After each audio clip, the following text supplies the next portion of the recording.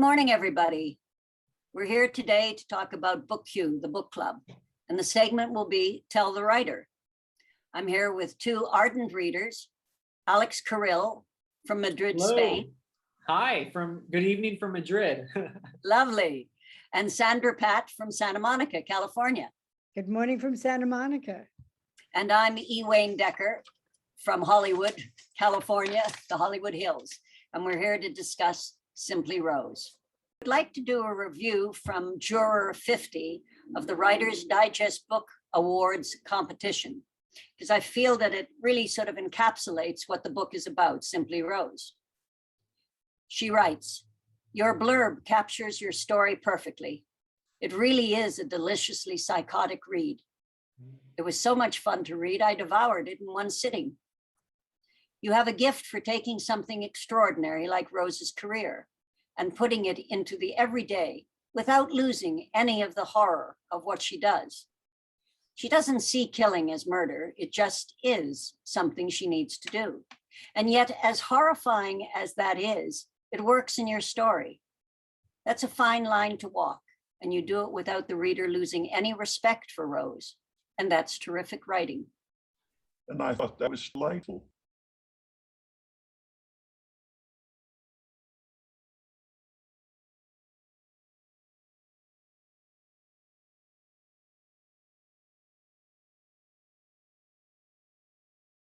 To ask you why you chose to read Simply Rose.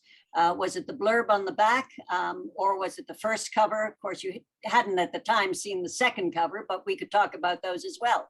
So hit it. Yeah, well, I had read a couple of your books before, so I was very excited to read this one, especially after reading the blurb in the back cover, which was very intriguing. And as the reviewer said, it captures the essence of the book perfectly, just like the latest cover does as well. I don't think the first cover, the one that I have, gives you that essence of Simply Rose, but the latest cover does. So I think you made a good choice to update it. Why, thanks. All right, that's a good answer. I like that. All right. Sandra, how about you? What was your response to Simply Rose? Why did you choose the book, the cover, the blurb? Let's hear from you. Actually, I've read a number of your books as well, but this particular book had psychotic in the back, and I am a dark fan. I love psychotic thrillers. I love, the Stephen King, I don't know who did it type of intrigue. So that back cover really got me, and I couldn't put the back cover and the blurb and the front cover together, so I knew there had to be something inside that story that made it worth reading. All right. Well, I like that. Did you like the first cover or the second cover better? Oh, the second cover, absolutely. The second cover made me read it again. Oh, well, there we go. It was accomplished then, mission accomplished. Alex, how about dealing with one incident that really sort of stuck in your mind, and why, of course? I'd have to say the tragedy with Warner and how Rose was witness to that, and the effect that must have on a person to stand by and watch what transpired. I just can't, I couldn't imagine. I couldn't imagine what she was going through or what she went through and how her life changed from that point. But it was just it was sad. It was very sad. And I can see why she lives in the villa and this, or just wanting to stay there where there's serenity and this peace, because it was a hard event that she witnessed. Yeah, it was, wasn't it? Yeah. But she, I think, dealt with it very well as to the remedy, shall we say. True, yeah. Yes, as the old man, when she leans forward and he says, "The ear was a nice touch." And she pauses, "Yes, I thought you'd like that." All right. Thank you, Alex. And so Sandra, we'll pick you up here on this one incident. So let's hear from you what you think. There was one incident that stuck with me throughout the book. And I feel like I'm stuck on this person, Paul Ritchie, but the issue with the crevasse, I want to ask the question, what makes a person just keep walking, even though this is a horrendous man, a horrible, dark, terrible person. I don't see myself being able to walk away and just let it happen. So I have to ask the question, what made you make Rose keep walking? Walking away from what? The situation or Yes, exactly. The situation. the final situation? Well, All right. that Well, was the final. it was indeed. One might say that it was her morality, because she is a very moral person in many ways. It may be somewhat extreme, but I don't think so. And I don't think that she thought in terms of that. I think she just felt that for the deed that he did, fate stepped in, and who was she to temper with fate? It was karma. Karma came around, and as in many of her characters, karma does come around. And I think that is a thread, that you are responsible for your actions, whether you actually ever get, I don't want to say convicted, that's the wrong word, but challenged by it, whether you're ever called up on your deed or not, it will come around at some point in some manner. And in this case, it came around, and well, there she was. What can I say? Perfect. It was a perfect karma. It was. event. It was perfectly timed, perfectly situated. It really kept me reading the book. Yeah, I don't think she had any qualms about it at all. And it wasn't anything that she had inflicted. She just went, right, okay, I'm moving on. Thank you very much. Thank you, Rose. All right, so Alex, we're going to actually talk about the setting itself, the setting of the book, the Adriatic Villa, about the community, the business, and actually, why is she there? Why did she come there? Take it away. Well, we know that she got there because of Lionel, but why did she stay there is what I ask myself. You know, what does she have to keep her there? And we know that there's the winery and the bees, but why did she choose to stay there? And I think for me, the reason she chose to stay was it keeps her grounded. And I think that with everything that she's been through and the events of her past, I think there's something that keeps her grounded and makes her feel at home there. And that you feel that as you read the book, you feel that even though there's a lot of stuff going on, you feel a calm from the place, from the villa. You know, it's by the seaside with the views. And even at the end of the book, it's still a part of the ending. Like Jess like kind of like brings it back. It ties it back to the story of why this setting is so important. And I think an overall sense of serenity and calm in this rather chaotic world is important, or I guess is, yeah, interesting. I think that's very succinctly said, actually. It is that calm in the fury of the storm, no question. How important is the setting itself, the Adriatic Villa, the community, the winery, the bees, the kelp, everything. So I found it very picturesque. The villa sitting overlooking the sea is a very sharp contrast to the events in her life. And I think it keeps me grounded. It keeps me in my safe zone because I can always, close my eyes and take myself back to the villa and the blue and the azure colors and calm myself as things get a little bit crazy. Wild. A little Well, wild. it maybe? depends on who you are. But also, it brings up a lot of topics that have never crossed my mind before. They've never entered my mind. Kelp farming was one of the things that in my entire life, I never spent a second wondering about it.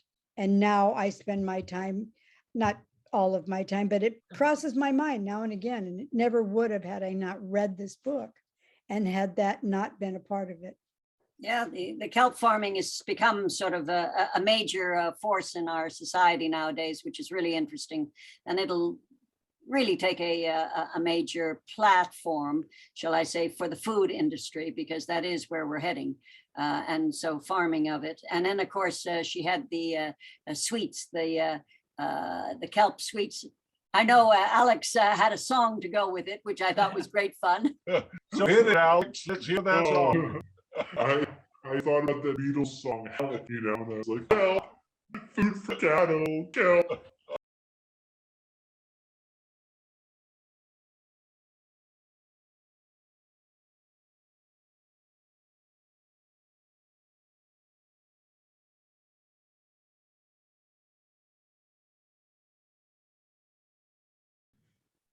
So now we're going to get to a little more serious position, maybe the reality versus perception, which of course is what this book is all about.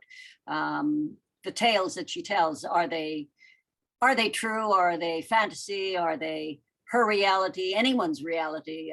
And where does it fit? As in the story of Punjab, when she tells her first tale to Harry, her ghostwriter. So the question is, was it real or not? We'll just discuss the reality versus perception. So Sandra, if you'd like to take that first question. That's a very interesting concept. I mean, the whole story behind Punjab is mystifying. She finds this gentleman, he's handsome, he's tall, he's got grace, and yet he's clumsy at the same time, like a 14-year-old clumsy. What she does just baffles me. I don't know if she does this act that she's with the grapes and all this stuff, if it's on purpose, if it's unconscious to her, but you don't know how he ends up in the end, how he comes out of it in the end. You're left hanging in the air wondering, is he still with us? Is he not with us? And here is this issue, Harry, why are you listening to this and not looking over your shoulder, waiting for the same to happen to you? But the question is it a reality? Did any of this happen? Or is this all a ruse? Or is it a cover for something other? Is she really saying something that she means something other to, or what, or who? I don't know. I mean, is it symbolic? That be. thought across my mind. I mean, that because the act itself is very symbolic. Yes, That exactly. act itself dates back, thousands of years, that particular, grape issue. Well, what do you think, Alex? At first I thought, I took it kind of at face value and I was like, this is not justified. And that's really what I thought. I said, maybe this is the only questionable action that I saw in Rose. But after reading it again and thinking about it more, is it merely, since it's the first story that she shares, is it a test? Is it a test that she's telling her Gooch, Harry, to see what his reaction will be? And so I'm kind of on that, is it real, or is she throwing something out to see what his response will be, since she's gonna be working with him to see how how much can she actually share? What is his response? Will she be judged? Or will he really be a ghostwriter and, proceed without judgment? Excellent. That is exactly what he says to her. Is this a test, Rose? Excellent. I love it. All right. We'll never know, will we? No, it's a very good segue into the rest of the book. So Alex, I'm going to pick up on this next question, which is choose one or even two characters that resonate with you. Good, bad, indifferent, I don't care. Other than Rose, of course. So take it away. There are several characters, shall we say, that are villains who are very interesting in the book. But I'm going to give a little attention and a shout out to Mori Taku, because he's a good guy. And it seems like there aren't very many in this book, but he's just a loyal guy. He's a friend to Rose, and he comes through when she needs him the most. So I really like that relationship between them, and I like that where we meet him and how he's just relaxed and sunbathing on the beach. Just I really enjoy who he is and getting The to know him. Yakuza man. Yeah. with a story, right? So true, so true. All right, good enough. Right, so Sandra, it's your turn now. Two characters or one character, good, bad, or indifferent, other than Rose. I think I have to go with Harry throughout the book. He is so easygoing about the stories he hears. He keeps himself absolutely neutral when he hears these stories, whether they're good, bad, or indifferent. And I have to ask myself all the time, what is he thinking? What must he think? Is he always looking over his shoulder, wondering what's going on? And I think the most intriguing person that bugged me the most is Paul Ritchie. I think just the fact that Paul Ritchie was so low down on the totem pole of people, that he is such a slimy Character that he stuck with me throughout the entire book. Fair enough. Yes, he was. He was a definite ego and a very nasty, very immoral person. No question about it.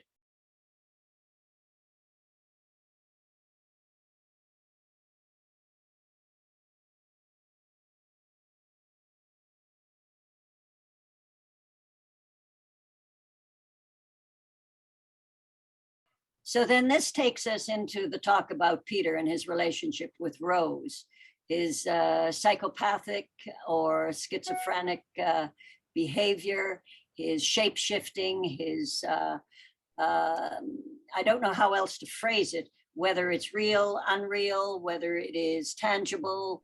How do you address that? Alex, why don't you jump in on that one?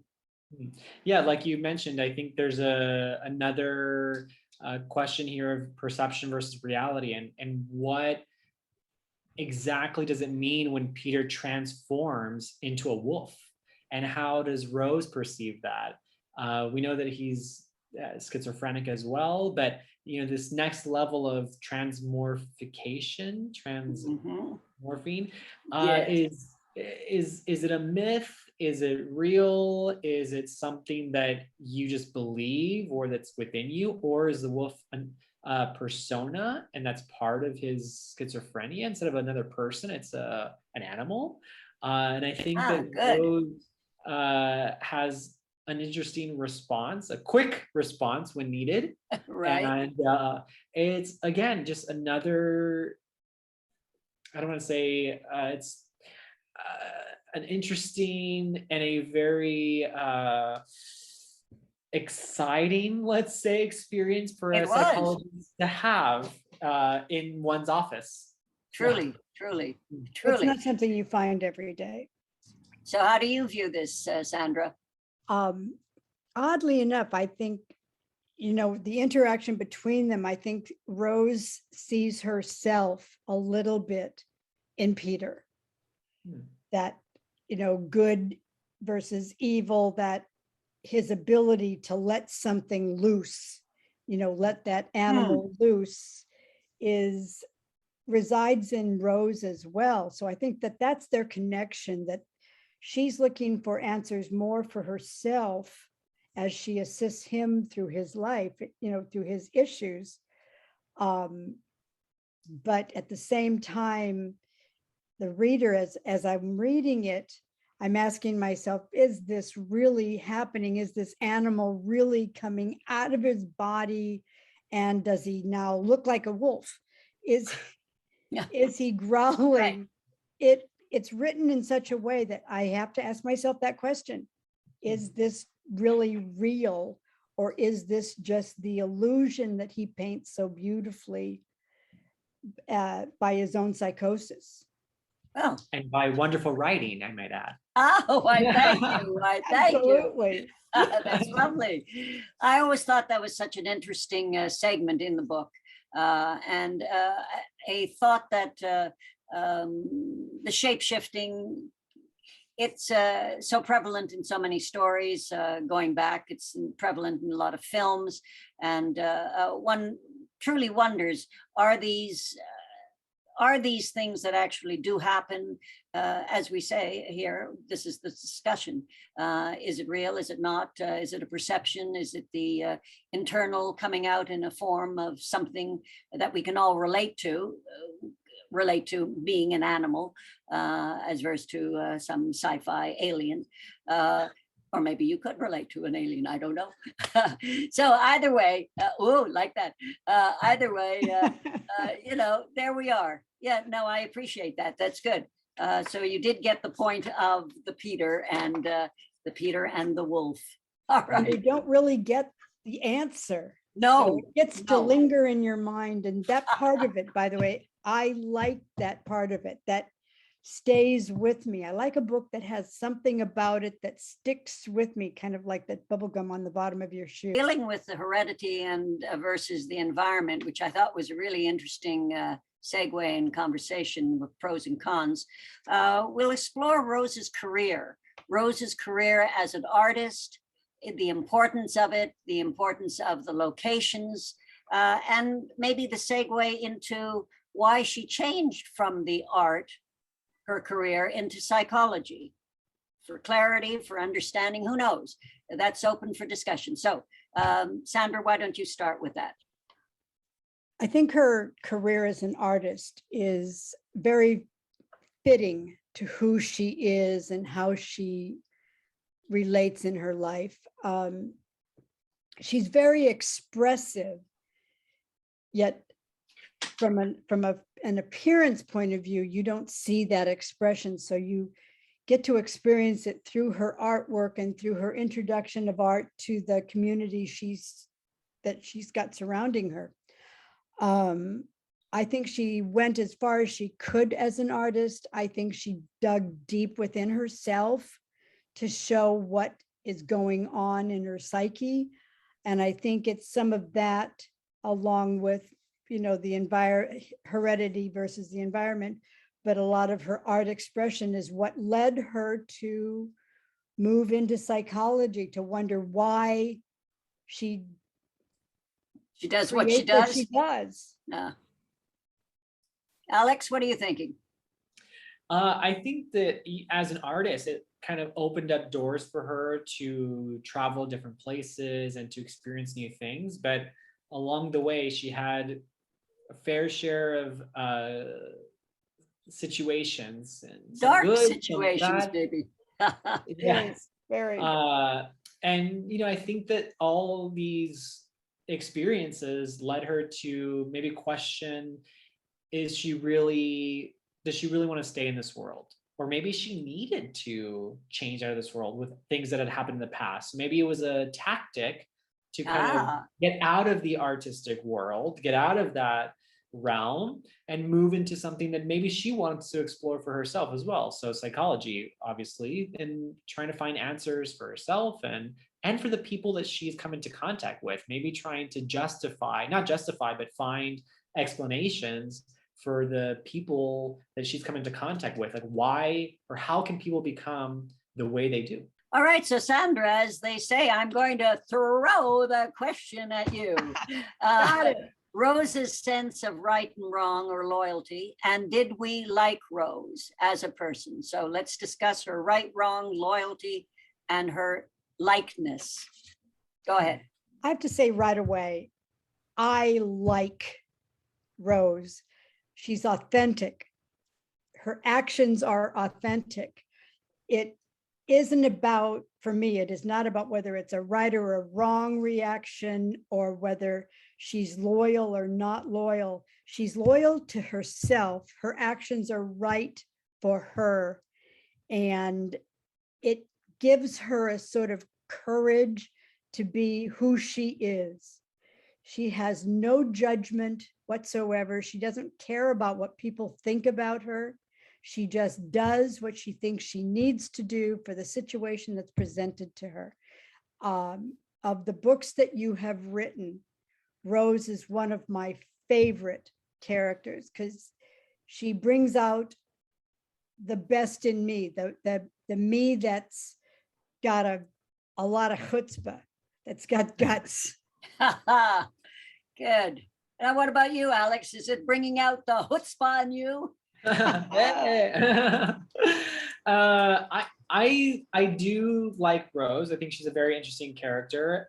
But more than like, I respect Rose. I think she is a very respectable woman, and she has made her decisions, and she sticks by her decisions. And you know what Sandy was saying, I think she is loyal to her morals and what she believes is right. And I don't think necessarily everything that she does is right. But again, we go back to the question of, was it real? Was it what she, something that she exaggerated? So I think that the right versus wrong question kind of lies in between that argument or that perception or the reality, right? What we associate with that story in particular. So taking that whole feel about the loyalty and the right and wrong and respect for Rose, what made the book fun? I mean, that's all part of your last answer, but one or two, really, what made the book fun? All right, Alex.